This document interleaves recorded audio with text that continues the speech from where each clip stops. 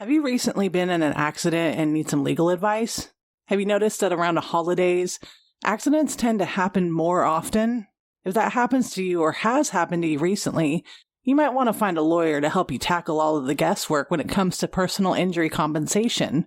In fact, a recent study suggests that personal injury claims may earn up to $24,000 in compensation. What if I told you that this can be easy? If you head on over to accident.com/podcast and your state is in the growing coverage list, you'll see a network of personal injury lawyers throughout the U.S. who will say what cases they specialize in. You'll then fill out a quick, maybe 1 or 2 minute form, and if your claim is accepted, the closest attorney to you will reach out to you to schedule a free consultation. Filling out a form is easy, so head on over to accident.com/podcast and find out what your claim is worth.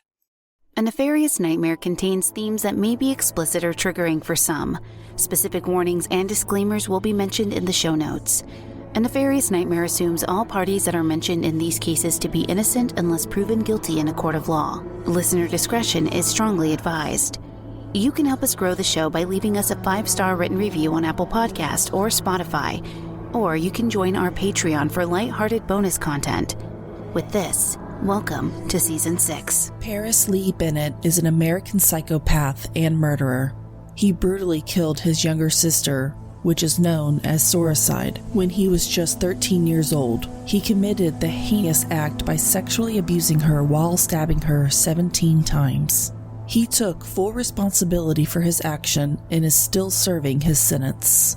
In today's episode, we'll bring to light some of the psychological aspects of this crime, as well as talk about a few sexual abuse and assault statistics, because Paris, as you all will find out, is a psychopath.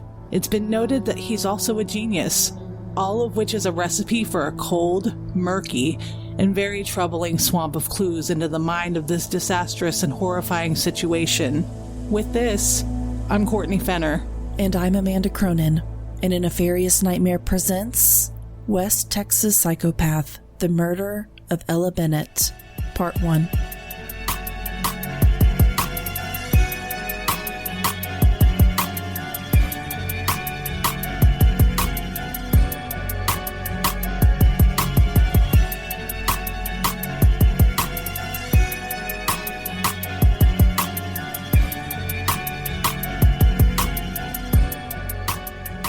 Today, we're going to travel about 3.5 hours southwest from Grayson County over to Abilene, Texas. Abilene, also known as Big Country, is known for its West Texas charm where you'll engage in Czech culture and maybe stop and enjoy a kolache. Abilene itself is known as the Greyhound capital of the world, where the National Greyhound Association is headquartered. This city is also known for being a shipping point for the livestock, grain, and other agricultural produce that you all consume to this day. And also, if you take a look at the Tour Texas website, you'll see plenty of reasons to visit. From a day at Frontier, Texas, where you can immerse yourself with holographic figures and really be in the moment, to a spooky time at Fort Phantom Hill, which is the military site that operated in the 1850s as a place to protect the settlers during the western settlement of Texas. All that remains today is 3 stone buildings among the bare bones of old structures that used to exist. You can visit the Abilene Philharmonic Orchestra, visit showcased art by locals to Abilene at Cockrell Galleries, and you'll hear that this city is known as the official storybook capital of America because it holds the biggest public collection of storybook character sculptures in the state of Texas. People will often head to downtown to take Instagram-worthy selfies alongside Dr. Seuss's characters. And this right here would prove to be the bittersweet thing to many residents of Abilene, as well as the rest of Texas and the country even, because the case we will be discussing today is not one that comes out of storybooks. In fact, this case is more of a horror movie played out in real life. Born October 10th, 1993 in the heart of Abilene, Texas, Paris Lee Bennett entered the world as the son of Charity Lee. His familial constellation includes 2 younger siblings, the late sister Ella and Phoenix Bennett, a younger brother whose arrival occurred after Paris found himself entangled in the criminal justice system, marking a distinctive juncture in the family's unfolding narrative. In the tragic case of Paris Lee Bennett, who committed the heinous act of sororicide by killing his baby sister Ella, it's crucial to explore the psychological aspects that may have played a role. Paris was diagnosed with antisocial personality disorder, characterized by a persistent pattern of disregard for others' rights, lack of remorse, and impulsivity. Understanding the broader spectrum of personality disorders helps shed light on the complexities surrounding mental health. Psychopathy and sociopathy, though commonly used informally, are not officially recognized diagnoses in the Diagnostics and Statistical Manual of Mental Disorders, or DSM-5. Instead, these traits are often encompassed by the clinical diagnosis of APD, or antisocial personality disorder. In this context, it's important to consider the alarming statistics related to sexual abuse, a pervasive issue that affects millions in America. More than 42 million survivors of sexual abuse grapple with its lasting impact. Shockingly, 1 in 4 girls and 1 in 6 boys experience sexual abuse before turning 18, with 30% of cases going unreported. The prevalence of such abuse, especially among children, highlights the urgent need for prevention and education.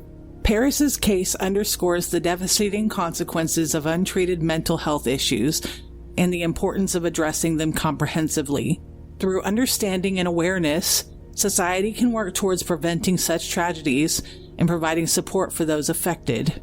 Despite Paris being characterized as a psychopath, he staunchly denied any acknowledgement of mental illness, emphasizing his perceived agency over his actions. In a candid 2017 interview featured in the documentary The Family I Had, he boldly asserted, "I chose to do my crime, and I take full responsibility for my crime." In a stating twist, he adamantly disavowed any suggestion of a predisposition to his heinous acts, stating, quote, "I wouldn't say there was a predisposition to what happened," end quote.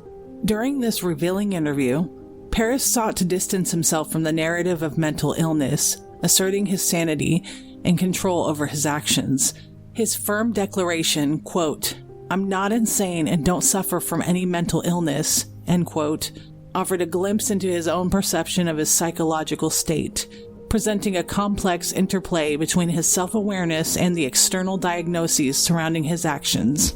While there is no publicly known information on his father, it's important to mention that here because his mom had to essentially play both roles throughout his life. There are plenty of sources out there that suggest a general mixed feeling about Paris's mother.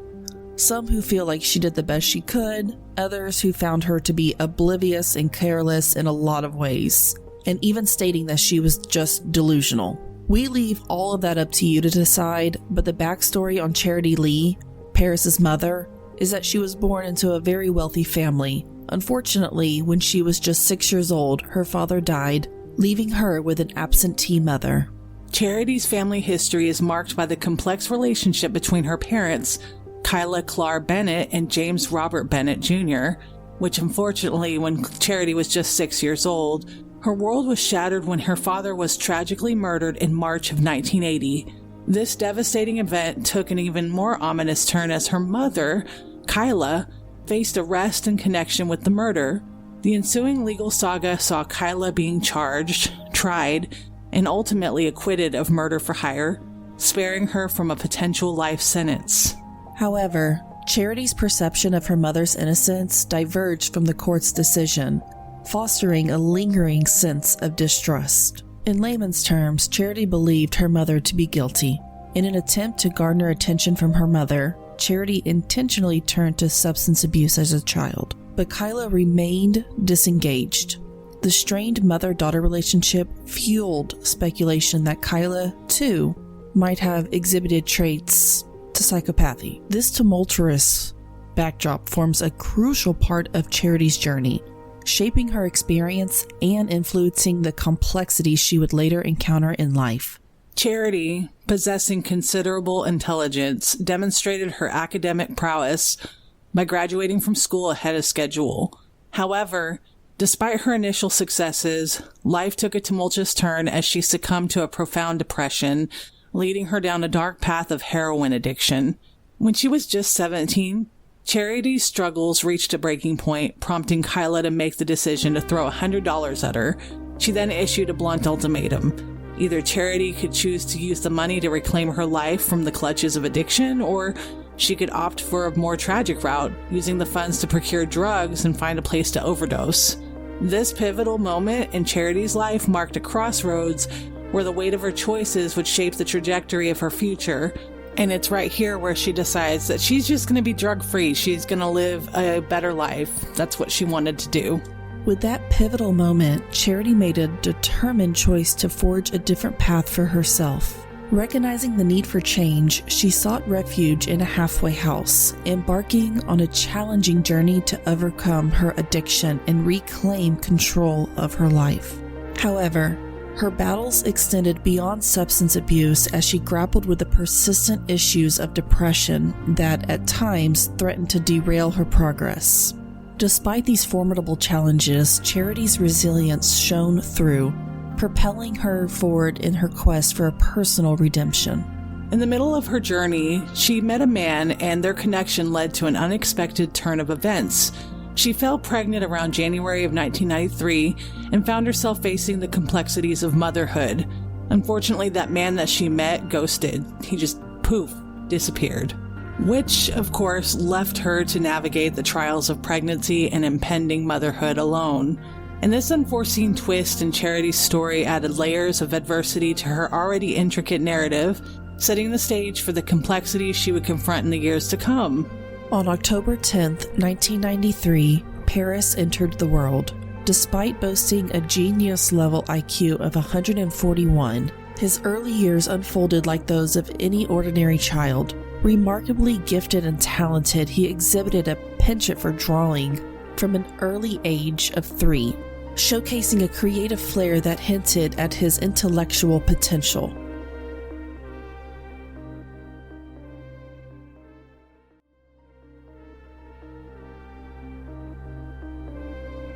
For the initial 8 years of his life, it was relatively simple family dynamic with just Charity and Paris. However, this stability took a turn when Charity found herself pregnant once again, ushering in a new chapter in their lives and introducing a dynamic that would play a pivotal role in the family's unfolding story. So picture this. You all have likely seen those reaction videos online where, a kid reacts to the news of a new sibling. And some kids are stoked, but others will cry or they'll get jealous, and whatever the reaction, it's normal, and every kid is different. But Paris was just furious over the news.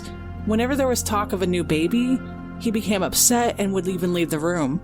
But everything changed when Ella was actually born on April 12, 2002. According to Charity, Paris was no longer angry, and he even doted on Ella. Unfortunately, Ella's father also ghosted Charity, which left her a single mom of now 2 children. Even though Charity's dad departed in a manner reminiscent of Paris's father, a unique family bond emerged, uniting Charity, her mother, and herself for a span of a few years. During this time, Ella, with her vibrant and sizable personality, thrived within this family trio. The sibling dynamic was nothing short of endearing, with a profound affection evident between Ella and her big brother Paris. Their closeness was palatable. The siblings were practically inseparable, engaging in playful activities that persisted as they both navigated the challenges of growing older together. This connection endured for approximately 3 years, until Paris reached the age of around 11. Introducing a new shift in the dynamics. Charity had been working long hours and was stressed all the time. She fell off the wagon, relapsed, and began doing cocaine. Paris started acting out while Charity was using, and after 6 months of this, Charity was finally able to get clean once again. Paris was feeling pretty bitter towards his mom, and it was building up each day. So unfortunately, and unbeknownst to her, the fact that she'd gotten clean just wasn't enough to change Paris's mind. The fallout had them moving from house to house quite a bit, and they ended up moving back in with Charity's mother. Much like the toxic environment Charity had experienced with Kyla in her own childhood, things didn't change despite Paris and Ella. Paris began to act out, and each day it would escalate. In fact, there are several hindsight videos that Charity had taken, meant to be pleasant memories of Paris and Ella's childhood, where Paris was really rough with Ella. One in particular where he had grabbed the 3-year-old Ella by the head and face and shake her pretty vigorously. You can hear Charity in the background say something like, "gentle," or "be gentle," to which Paris would sort of chuckle and leave it alone. In fact, one day, Ella and Paris were playing and he broke one of her toys. And while it's not clear whether he did it on purpose or by accident, many people, knowing what they know of Paris today, believe it was a vindictive act of cruelty towards his sister.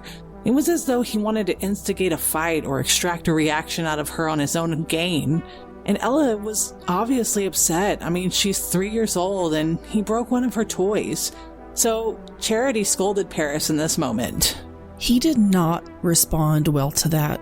He found a kitchen knife, grabbed it, and began waving it around at them.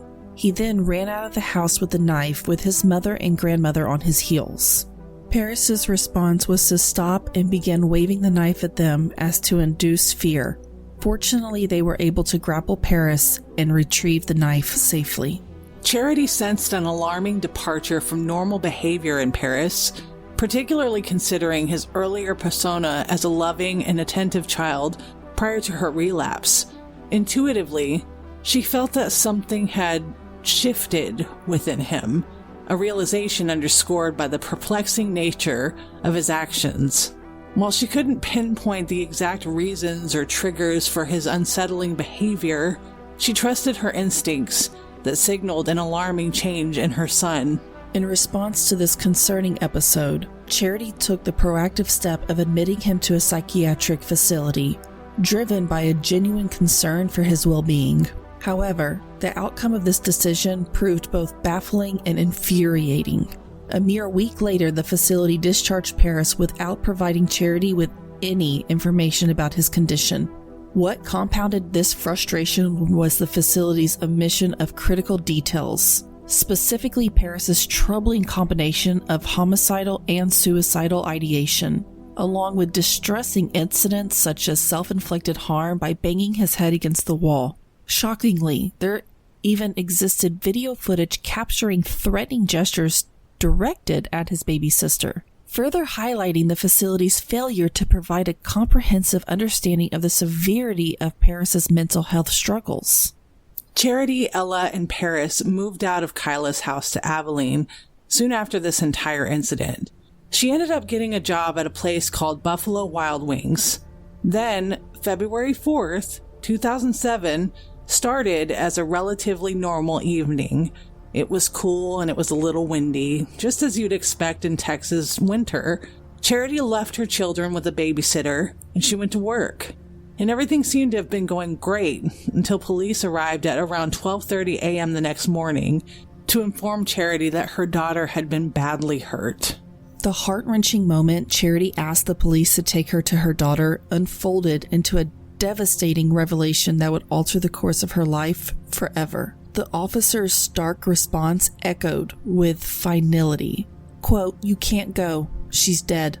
End quote. The weight of those words plunged Charity into an unimaginable abyss of grief and despair. As she grappled with the unimaginable loss of her daughter, authorities assured her that she was in custody. The events leading up to this tragic night unveiled a disturbing sequence. At around 10 p.m. the previous evening, Paris, at just 13, orchestrated the departure of the babysitter. How he convinced her remains shrouded in a mystery, but the likely narrative revolves around his age, leveraging the perception that he could handle the responsibility of watching his sister. The common notion that 13 is deemed an age where one is considered, quote, too old to be babysat, quite possibly played a role in persuading the babysitter to leave. With the babysitter gone, Paris ventured into 4-year-old Ella's room, perpetrating unspeakable acts of violence. The subsequent events unfolded with chilling brutality as he subjected his younger sister to sexual assault, followed by choking her and inflicting 17 stab wounds. This horrifying sequence of events marked the inception of a tragedy that would forever scar the lives of those involved. According to Charity, she says, quote, "His stabs were slow and methodical, not frenzied, not an uncontrollable rage. Not all were deep. Most were shallow jabs and punctures. He told the detectives he stabbed her and pulled the knife out slowly, that it felt like stabbing a mattress or a marshmallow." End quote. Afterward, Paris called one of his friends from school whom he calmly chatted with for about 6 minutes before calling 911. The following is the 911 call. Hello? Abilene 911, go ahead. I was hallucinating. You were hallucinating? Yes. I woke up and I thought it was a demon and I killed her. And Now, what's your sister's name? her name is Ella. Ella Bennett. How old is Ella? 4. She's 4 years old? How old are you? 13. Is she bleeding anywhere? Yeah, she's bleeding all over the bed. Because I stabbed her. What did you stab her with? Okay, where'd you stab her? Lots of places. I want you to start CPR, okay? What I want you to do is take her off the bed. No, I know for a fact that she's dead because I... You want to go ahead and try? It might still help, okay? No, I don't think so. Because Come on, Derek, work with me. I know I stabbed her lots of times. Okay, she's on the floor, but I can't stay here because she's all bloody and Derek, stuff. what I want you to do is I want you to put your hands on her chest, okay? And I want you to put 30 times. I want you to count. Okay. All the way to 30, and then blow 2 breaths in her mouth, okay? Okay. 1, 2, 3, 4, 5. When law enforcement arrived at the scene, a stark revelation unfolded as they quickly discerned that Paris Lee Bennett hadn't made any genuine attempt to administer CPR to his young sister. Instead of responding to the urgency of the situation, he engaged in a disturbing charade, feigning concern and falsely portraying his actions for the benefit of the 911 operator. His chilling discovery added another layer of malevolence to the already horrific crime, showcasing not only the brutality of the act itself, but also the calculated and callous demeanor exhibited by Paris in the immediate aftermath. The contrast between the stimulated concern and the gruesome reality painted a harrowing picture of the depth of his psychopathy, leaving investigators to grapple with the unsettling question of what drove a 13-year-old to commit such a heinous act without a shred of remorse or genuine concern for his sister's well-being. Next week, we will delve further into the interview conducted upon Paris's admission of guilt, examine his mental health diagnosis, which includes psychopathy, and the chilling details surrounding the investigation and aftermath of his heinous crime. We'll explore the complexities of the legal proceedings and the lasting impact this tragic case has had on both the community and those directly involved. We will even hear how Ella's light continues to shine to this very day. Stay tuned as we unravel the layers of this disturbing true crime story, shedding light on the psychological aspects and the aftermath that continues to resonate. For now, please always remember, mental health is something we find to be very important because it plays a massive role in everyone's lives. There's a reason we advocate so heavily on all of us prioritizing our mental health.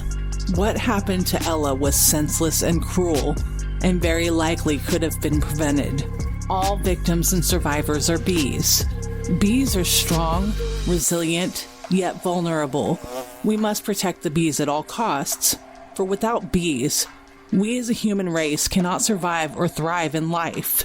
So, be vigilant, for when you mess with the bees, you get the hive.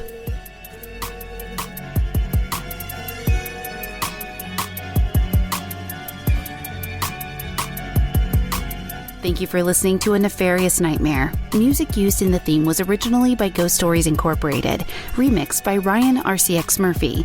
Additional background music is provided by Epidemic Sound. A Nefarious Nightmare is scripted, researched, and produced by Courtney Fenner and Amanda Cronin.